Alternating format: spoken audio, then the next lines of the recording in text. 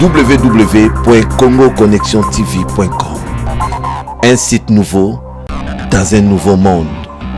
Contactez-nous au 438 877 4064. Facebook Congo Connexion TV.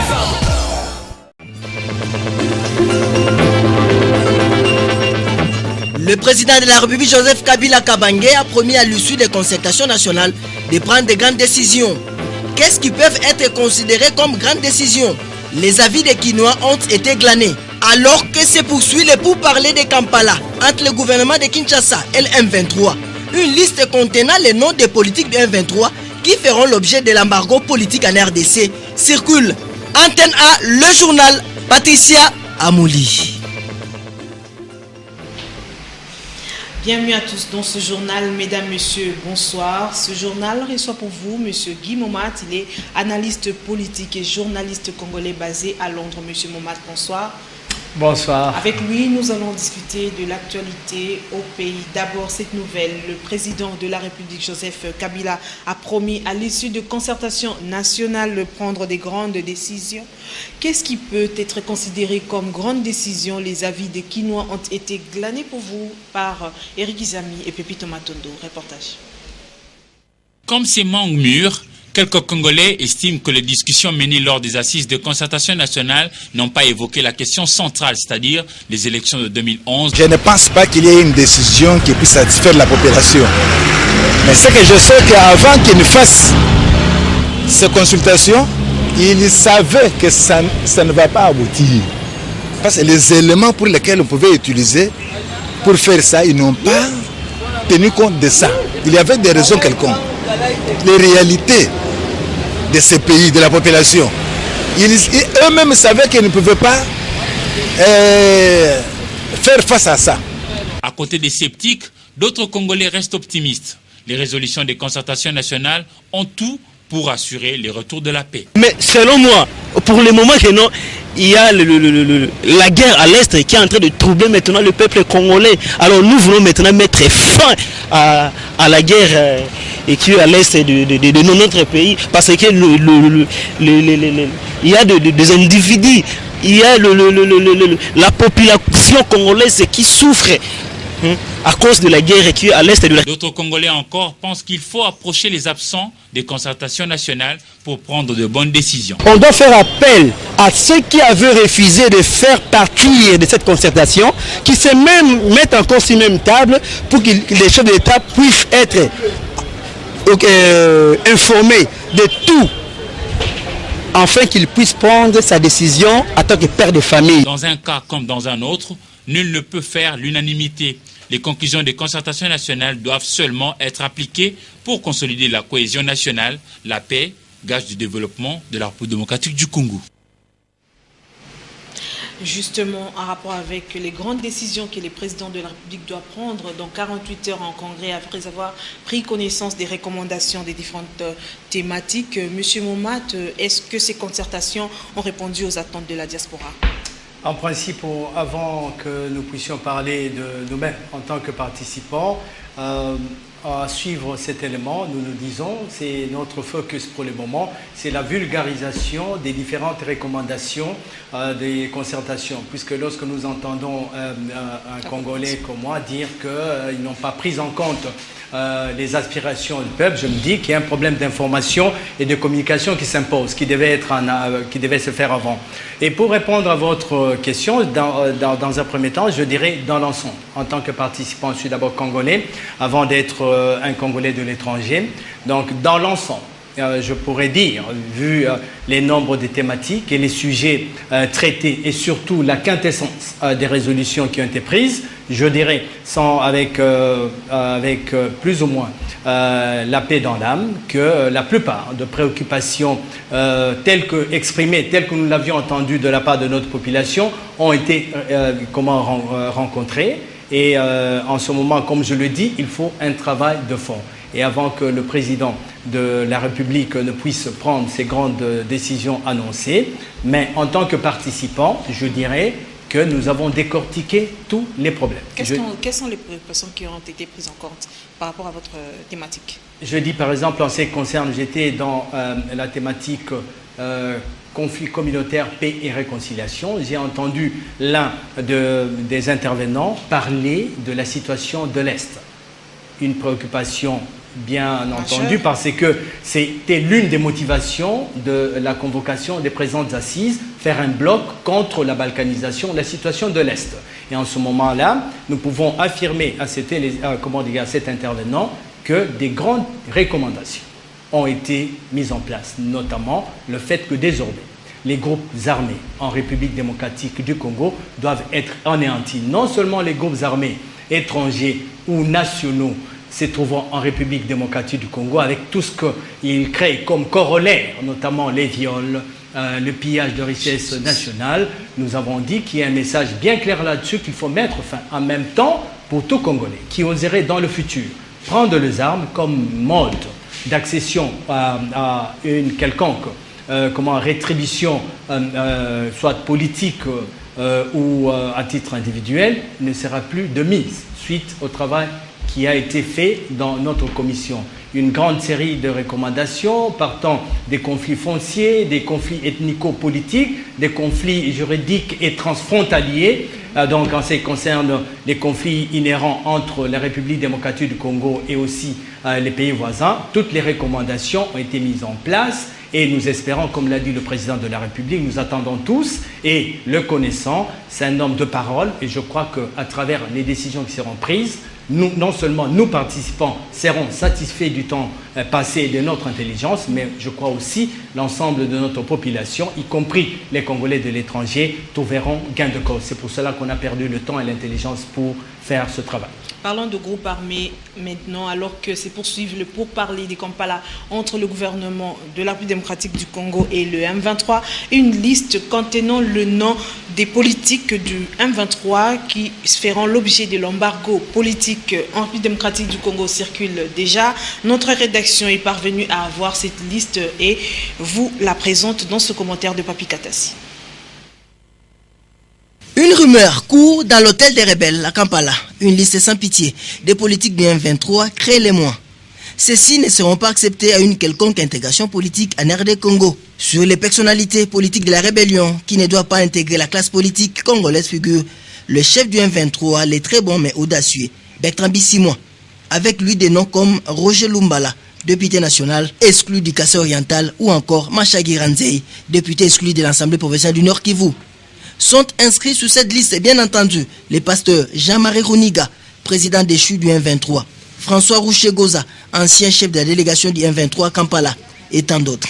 Certaines personnes contactées par Radio Kivu One dans le milieu des rebelles indiquent que sont épargnés de cette non-éligibilité à l'intégration politique les Kamba Sungeve, négociateur principal, René Abandi, le chef de la délégation du M23 Kampala, ou encore Sendungu Mousseveni, le chargé de la politique intérieure du M23.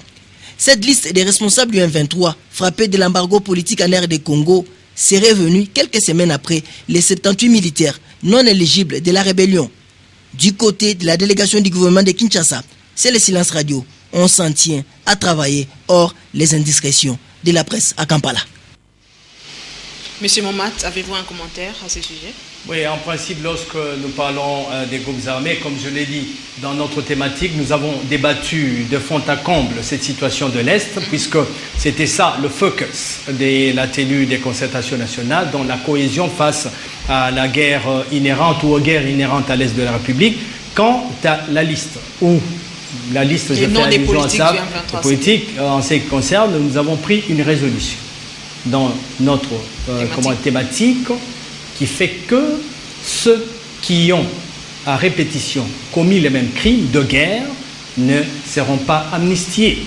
Donc à un moment, il y a la liste qui a été donnée par le gouvernement. Donc voilà la position qui a été donnée dans notre commission. C'est pour répondre à l'un des intervenants, c'est-à-dire nous avons travaillé là-dessus et que, comme je l'ai dit il y a quelques minutes, maintenant, ceux qui seront amnistiés, ça sera cas au cas. Donc ça ne sera pas comme l'avait demandé à un moment, notamment le président Yoweri Museveni. Donc on va étudier cas par cas, et une chose est certaine, ceux qui seront éligibles, ça sera pour la toute dernière fois dans l'histoire de la République démocratique du Congo, tel que voulu par les concertateurs dans notre comment dirais-je, thématique et dans l'ensemble, puisque ça a été repris dans la grande plénière des concertations nationales. D'accord. Les coordonnateurs du mécanisme national de suivi de l'accord cadre d'Addis Abeba, François Mwamba, a reçu ce mardi 8 octobre dans son cabinet de travail l'ambassadeur de Grèce en République démocratique du Congo, Alexandre Katranis. Ils ont échangé sur l'évolution de pourparlers de Kampala. Sylvie Fortuné Mboula et Précieux Mangonzo ont signé ce reportage. S'enquérir de l'évolution de pourparlers de Kampala jusqu'à ces jours et de l'applicabilité de l'accord cadre d'Addis Abeba signé par le chef d'État de la CIRGL le 28 février 2013 ont constitué l'objet de la visite du diplomate grec Alexandre Katranis chez François Mwamba Tshisekedi. Je voulais être informé sur le développement de pourparlers à Kampala et aussi sur la mise en œuvre de l'accord de l'Addis Abeba et le mode de fonctionnement du mécanisme de suivi. Il m'a donné beaucoup d'informations, beaucoup d'explications sur la philosophie congolaise, sur l'approche congolaise de toutes ces questions. Et il a décidé de signer la route de Congo dans la négociation et dans la mise en œuvre de cet accord. Bien que la Grèce traverse une crise sans précédent, elle est prête à apporter son soutien à la République démocratique du Congo, un soutien qui peut s'exprimer aussi par des idées. La Commission électorale nationale indépendante CENI a réuni mardi 8 octobre 2013 les responsables et activistes des structures féminines pour parler du processus électoral venu d'horizons divers. Ces femmes ont affirmé qu'elles sont prêtes à former le maximum des filles pour une plus grande participation des dames aux Jeux démocratiques. Eric Izami pour la suite. Marginalisés, alors qu'il faut à ces jours faire respecter la parité hommes et femmes consacrée dans l'article 14 de la Constitution.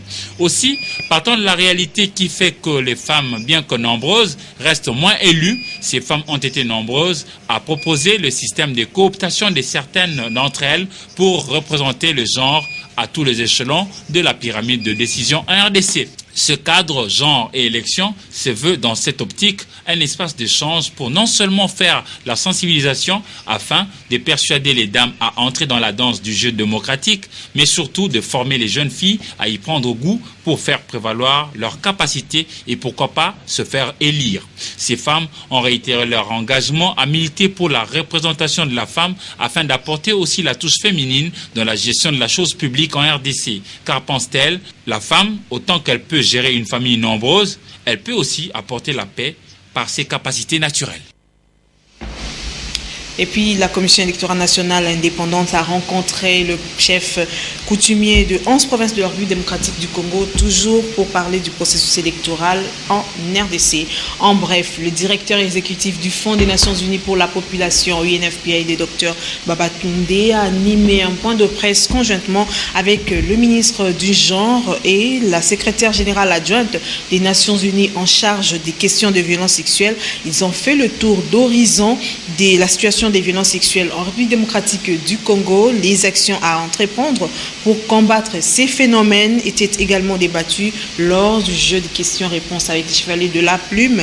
Dans la même journée de ce mardi 8 octobre, la délégation onusienne est descendue dans la zone de santé de Kikimi, dans la commune de Kimbanseke. Objectif, palper du doigt quelques réalités de la santé de la reproduction dans cette partie de la capitale. Willy Kachaï revient demain avec force détails. En santé toujours, le vice-ministre de la coopération internationale et régionale d'Ismas, Mambengu, a reçu ce mardi 8 octobre dans son cabinet le nouveau représentant résident de l'Organisation mondiale de la santé en RDC. Dr Joseph Waogodo est venu prendre langue avec les autorités congolaises sur le programme d'activité de cette organisation des Nations Unies en RDC. Patrick Borel-Mukendi, Pépito Matondo, reportage.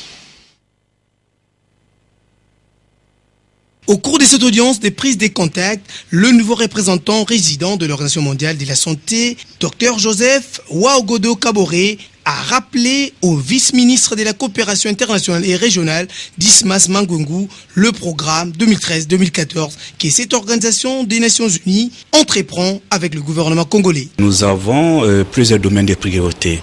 Et dans ce sens, nous avons besoin de l'appui multisectoriel, pas uniquement dans le secteur de la santé, mais le domaine de la coopération est extrêmement important dans le domaine de la santé. C'est pour cela que j'ai jugé utile de venir donc faire le point avec son Excellence Monsieur le Ministre, le Vice-ministre, sur tout ce que nous réalisons en RDC, ce que nous comptons également réaliser, étant donné que nous commençons une nouvelle année biennale 2014-2015. Mais également de tout ce que nous avons comme bien et pour lequel nous sollicitons donc l'appui du ministère qui pourrait nous faciliter le suivi de ce dossier auprès des assureurs. Cela veut que il est extrêmement important de respecter les textes en la matière dans le pays. Donc, son Excellence, Monsieur le Ministre, nous a assuré de son appui pour que nous puissions avancer très rapidement. Le vice-ministre de la coopération internationale et régionale, Dismas Mangwengu, a souhaité un fructueux mandat au nouveau patron de l'EMS en RDC. Et puis le ministre de la Communication et des Médias, Lambert Mende Omalanga, s'est entretenu ce mardi 8 octobre 2013 avec le professionnel de médias, membre du réseau panafricain des journalistes. Ils ont échangé sur la conférence que ce réseau compte organiser à la fin du mois d'octobre sur le pouvoir et la liberté de la presse à l'heure des médias sociaux. Reportage de Mamita Tambou sur les images de la RTGR. Accompagnée par la présidente nationale du réseau panafricain de journalistes, Dieu merci Nzob Mabiala, la délégation venue de Brazzaville a échangé avec le ministre de Médias Lambert Mende sur la conférence qu'elle compte organiser avec les professionnels de médias sur le pouvoir et la liberté de la presse à l'ère des médias sociaux. Nous souhaiterons que vous fassiez l'ouverture par un discours qui nous appelle aussi à maîtriser à être plus professionnels. Nous souhaitons aussi que cette conférence, en tenant compte du calendrier de notre expert, qui est souvent en France, nous souhaiterons très respectueusement qu'elle se déroule le 31 décembre, octobre 2013. Et puis, nous avons pu, à notre niveau, nous organiser. Nous avions envoyé Bédi ici pour nous chercher la salle. Apparemment, nous sommes en pourparlers avec la salle CEPAS qui est en face du ministère des Affaires étrangères. Et puis, troisièmement, nous attendons vos instructions. Le ministre de Médias qui a tendu son oreille a indiqué que cette conférence tombe à point nommé car elle va guérir les journalistes du complexe leur inoculé par les médias internationaux. Il a en outre promis de faire en sorte que ces assises puissent se tenir dans les meilleures conditions. Monsieur Momat, je reviens à vous. Quel est le message que vous allez apporter à la diaspora une fois de retour après avoir pris part aux concertations nationales? Bon, en principe, c'est un message bien simple. Nous avons été ici aux concertations et Dieu a fait grâce que la plupart des préoccupations de la diaspora congolaise ont été émises sous forme de recommandations et Dieu a fait grâce, comme je l'ai dit, dans la grande plénière. Donc ce sont les recommandations qui ont été retenues comme celles des concertations nationales. Je parle par exemple de l'irrévocabilité de la nationalité congolaise. Donc c'est un peu savant, mais en termes clairs, tout Congolais d'origine, une fois qu'il se trouve à l'extérieur, que ce soit en Grèce, que ce soit aux États-Unis, lorsqu'il décide de prendre une autre nationalité, cela ne lui enlève pas sa nationalité d'origine. Deuxième mesure importante pour la diaspora, c'est le fait des facilitations, consulaires. Au jour d'aujourd'hui, je parle du cas du pays dans lequel je vis, il faut avoir au moins 70 livres sterling, autour de $80 pour un visa d'un mois. mais à travers les concertations nationales, l'une des recommandations, c'est la suppression à l'heure actuelle de tous les visas aux Congolais de l'étranger qui ont acquis une autre nationalité avant l'irrévocabilité de la nationalité congolaise. Autre mesure de taille, c'est le fait qu'au jour d'aujourd'hui, c'est presque un acquis. La diaspora congolaise ou les délégués à ces concertations viennent d'obtenir l'accord selon lequel nous aurons un ministère chargé de la diaspora de l'étranger. Voilà quelques acquis à travers ces concertations nationales. D'accord.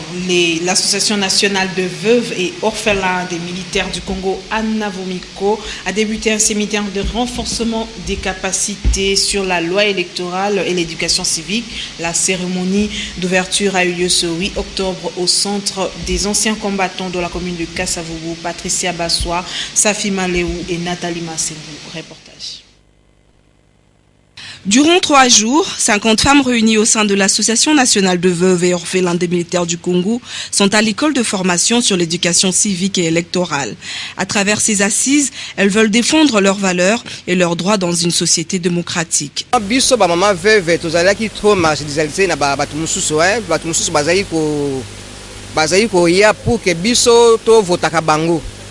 Mais journée à l'élo, il y a journée à conscience. Donc, déjà, l'élo, la journée éducation civique. Nous, les femmes veuves, nous étions marginalisées. Aujourd'hui, nous sommes conscientes de nos actes et nous voulons être présentes jusqu'aux prochaines élections. À chaque niveau, il y a un local, il y a un bourgmestre, il y a un provincial, il y a un député national, il y a un sénateur. Tolingi mbala oyo biso moko ba veuve tolongola makanisi wana bato bapesaka biso ba tricot bapesaka biso masanga tomela bapesaka biso ba mifra poto voter bango alors na sima baza kolobela biso te. Pour la journée de ce mardi, ces femmes veulent solliciter de l'exécutif national la désignation d'un porte-parole près le gouvernement pour défendre leur cause. Car, ont-elles dit, nos maris ont servi la nation et ont perdu leur vie sur le champ de bataille. Prise de conscience des veuves de militaires et des orphelins militaires. On s'est décidé aujourd'hui que nous-mêmes, tant de veuves militaires que des orphelins des militaires, ils doivent entrer dans la participation politique de la nation. Et c'est là dans tous les niveaux. En attendant que leur voix soit entendue, elles promettent de continuer à travailler pour assurer leur progéniture.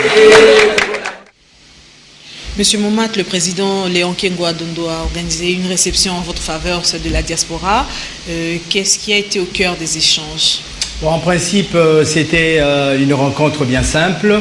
Diaspora qui était participante aux concertations et Kengo Adondo comme co-président du Présidium des concertations nationales. C'était une rencontre au cours de laquelle on a pu, du côté de la diaspora, comme l'avons dit, il y a un certain nombre de recommandations qui ont été retenues, une manière de remercier la diligence avec laquelle le Présidium a pu diriger les concertations, et dans les heures qui viennent, ça sera pratiquement la même démarche où l'autre co-président, je parle du président de l'Assemblée nationale, Aubin Minako, aura aussi l'occasion de recevoir la diaspora congolaise, une sorte d'échange comme je l'ai dit. Donc dans l'ensemble, je crois que tout à l'heure j'ai entendu la CENI qui recevra les chefs coutumiers des 11 provinces, donc ils étaient tous donc au niveau des concertations nationales, et aussi lancer un message de félicitations en fait, puisque à un moment la diaspora congolaise a été très mal présentée, et c'est aussi une occasion pour nous en tant qu'ici participants de montrer aux différentes autorités que la diaspora elle est plurielle et qu'il y a lieu, lorsqu'il y a un travail de fond, qu'il y a un distinguo, nous y avons apporté toute notre énergie. Il y a une panoplie de recommandations que je ne pourrais pas citer l'ensemble, qui sont l'œuvre des Congolais de l'étranger. Et là, c'est une occasion bien méritée, pour une fois, que le président de la République, à travers ses concertations, a pu avoir l'idée d'associer aussi les Congolais de l'étranger, et je crois à travers les résolutions, il ne sera pas déçu. La preuve, c'est que parmi les recommandations qui ont été données par les Congolais de l'étranger, il y a un bon nombre qui seront prises en compte, et j'ose espérer que dans les prochaines heures, parmi les grandes décisions qui seront annoncées, donc les recommandations de la diaspora seront prises en compte. Nous allons compléter l'actualité avec la revue de presse. Les journaux parus ce 8 octobre ont été commentés et sélectionnés pour vous par Polydor Gaziami.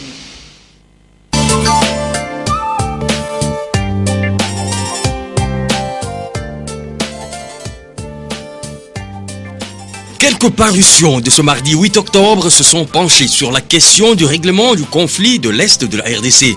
Conflit pour lequel le Conseil de sécurité prône une solution négociée. Les dépêches de Brazzaville évoquent le cas Alexis Lamec, représentant permanent adjoint de la France à l'ONU, de passage à Kinshasa avec d'autres membres du Conseil de sécurité. Pour lui, note le quotidien, il y a indéniablement une dynamique de paix en RDC et dans la région et toutes les parties concernées n'ont pas le droit de rater cette opportunité. Une façon pour lui d'exhorter le gouvernement et la rébellion du M23 engagée dans les pourparlers de Kampala à renouer avec le fil du dialogue. Mais comment espérer juguler la crise politiquement lorsque le médiateur ougandais propose non seulement un ordre du jour creux, mais aussi demande à la RD Congo de signer un document qui viole notamment l'intégrité de son territoire, s'interroge le guide qui qualifie par ailleurs la visite de la délégation du Conseil de sécurité dans les Grands Lacs de routinière. Dans le registre judiciaire, Forum des As et la Prospérité annonce la condamnation de l'ex-PCA de l'ex-banque congolaise, Roger Yagi, à 7 ans de prison. Le jugement a été rendu hier par la Cour d'appel de Matete, fait savoir Forum des As. Et la sentence prononcée contre lui, qui, du reste, survient dans le contexte de l'indépendance de la justice et de la lutte contre l'impunité proclamée aux concertations nationales à valeur des symboles, indique le quotidien. Il a été, en outre, ajoute la Prospérité, condamné à un paiement de l'équivalent en francs congolais de 32 millions de dollars de dommages et intérêts pour des préjudices causés aux victimes dont les épargnants. Le journal rappelle à l'occasion qu'une procédure pénale avait été ouverte à charge de Yagi pour des infractions de banqueroute, d'abus de confiance, de faux en écriture et d'usage de faux, de virements fictifs et de blanchiment d'argent. Enfin, le Télégramme du Congo annonce que les cardinaux sont favorables à la réforme du Saint-Siège au 3e et dernier jour de réunion à huis clos entre le pape François et les 8 cardinaux, dont le cardinal Laurent Monsengo. Le porte-parole du Vatican, le père Federico Lombardi, a déclaré jeudi que le conseil créé en avril par le souverain pontife n'envisageait plus seulement une simple réforme de la constitution apostolique, Pastor Bonus de 1988, mais se penche pour une constitution avec de nouveaux éléments très importants, bref, pour une nouvelle constitution. Comme pour dire, seul un total remaniement de l'administration du Vatican permettra de résoudre les nombreux problèmes qui se posent au Saint-Siège. Fin de ce journal du journaux et retrouvez-nous encore demain à la même heure et sur la même chaîne. Au revoir.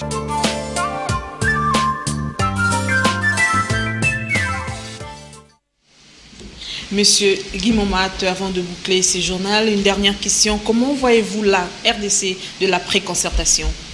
Bon, avant de répondre directement à cette question, donc je tiens en tant que Congolais, en tant que citoyen vivant à l'étranger, à remercier l'initiateur de ces assises, le président de la République, pour une simple bonne raison, c'est le fait que nous avons assisté pour la première fois à un forum citoyen. Un forum citoyen, c'est-à-dire pas politique, où il y avait toutes les couches de l'esprit de l'ordonnance les convoquant, et le résultat est là. Comme l'a dit le président de la République dans son discours de clôture, pour la première fois, l'histoire retient que les Congolais se sont mis ensemble et en un temps record, nous sommes arrivés à des résolutions qui sont pertinentes pour la République et que, je crois bien, l'une des grandes, comme il a annoncé lors justement du discours de clôture, sur le plan politique, il y aura une ouverture. Et selon certaines indiscrétions, la grande partie des résolutions des concertations nationales feront partie de la feuille de route de la nouvelle équipe gouvernementale qui sera mise en place. Et à tous ceux qui, dès le départ, ou ceux qui sont encore pessimistes, un message bien clair. Pour la première fois, nous nous sommes mis au travail, nous avons mis toute notre intelligence, toute notre énergie, et qu'à travers l'applicabilité de ces résolutions, puisqu'à un moment, j'ai entendu par-ci par-là que le Congo, il y a de belles résolutions, mais l'application pose problème. Mais pour une fois encore, dans l'histoire de la RDC, nous avons mis des mécanismes de suivi. Et la preuve, comme je l'ai dit aussi, dans le gouvernement à venir, le gouvernement qui sera ouvert, il y aura des résolutions pertinentes qui seront prises en compte. C'est pour cela, solennellement, le président de la République, devant les délégués et autres députés et invités, a dit qu'il y aura des grandes décisions qui seront prises pour un nouveau Congo. Et c'est le message que j'adresse en tant que participant à ces assises. Je suis bien convaincu que ceux qui étaient pessimistes ou ceux qui croient encore que les Congolais, ils peuvent avoir raison, à part ceux qui sont radicaux par rapport à l'expérience du passé, ils n'ont plus raison de se douter. Et à ceux qui continuent à être encore pessimistes, comme disent les Anglais, let's and see. Au moins, en tant que participant dans ma commission conflit communautaire, paix et réconciliation, nous avons fait un travail de titan. Voilà mon dernier message, non seulement aux Congolais de l'intérieur, à ceux de mes compatriotes avec qui je vis en Grande-Bretagne et en Europe, le message d'espoir pour un Congo nouveau, pour une fois dans l'histoire congolaise. Message d'espoir pour un Congo nouveau. Merci, M. Guy Momat, d'avoir répondu à notre invitation. Je rappelle que vous êtes analyste politique et journaliste basé à Londres. C'est la fin de ce journal. Merci de nous avoir suivis et restez branchés au programme de votre chaîne. Au revoir. www.congoconnexiontv.com. Un site nouveau dans un nouveau monde. Contactez-nous au 438 877 4064. Facebook Congo Connexion TV.